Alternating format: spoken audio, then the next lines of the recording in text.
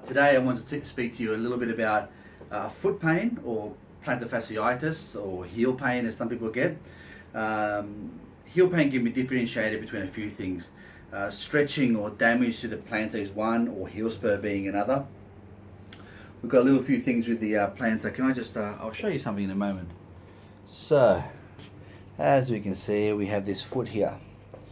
And the plantar is made up of this section where there's a tendon that runs, we're going to go back a little bit, runs from there to there. Now, the pain can be associated with heel pains in there, on the medial side of the leg. Sometimes you can get pains through these areas, or on the lateral side as well. Let's go back a little bit into these areas. Great. Now, predominantly these pains are first thing in the morning. That's when, after the night time, when your tendons and ligaments have stiffened up a little bit, that's when you start to get the pain. In regular treatments, if you go to a physio or a chiro or something, they'll do a few different things, from manipulation of the area to soft tissue releasing for the Achilles and calf area. You may even find using a splint at night. These things wrap around the foot and pull up and attach themselves to these areas. I find these are overstretching and overdoing a little bit, so be careful with those. Socks that put compression or taping. These are some of the ideas that we have. You'll find that most of the times plantar fasciitis will have a condition of, they can last up to about 10 months.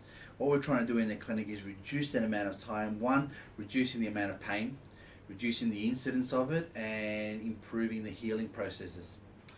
Predominantly what we do is we use acupuncture as our main source. One of the small times that I actually use electroacupuncture. And what we do is specialized little points that are located just below the medial and lateral malleolus or ankle points. These points are great, so we also use points up there to connect it. Very good points for stretching out the areas when dry. Now, manipulation is another thing that we use, and stretching. Now, with the stretching, we can do just a jar, get the person to roll their foot on it.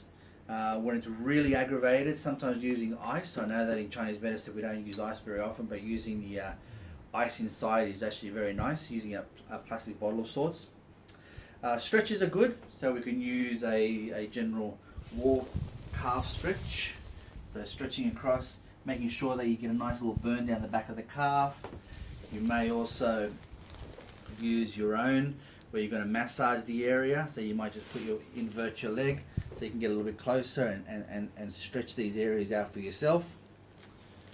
There's also a towel exercise that we like to use.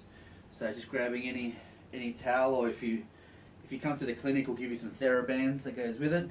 And what you want to do is put around the ball of the foot and grabbing the towel, so you probably get that angle, and giving yourself a nice stretch. You'll find that the calf will be stretched, but also your plantar as well on the bottom of your feet. Giving that, you hold it to the count of 10, then relax, and again. And it's never an overstretch. Never try to take it to the point of pain. All it is, we're just trying to stretch, like I said, the calf muscle, Achilles, and the plantar itself. We may also introduce a little bit of moxibustion to the areas, and if need be, maybe needle the bottom of the foot, which is a little bit tender. But if done correctly by one of your professional acupuncturists, you won't feel it as much. That's about all. So thank you. Any other issues, please call the clinic on 8213 2888, and we're more than happy to help you. Thank you.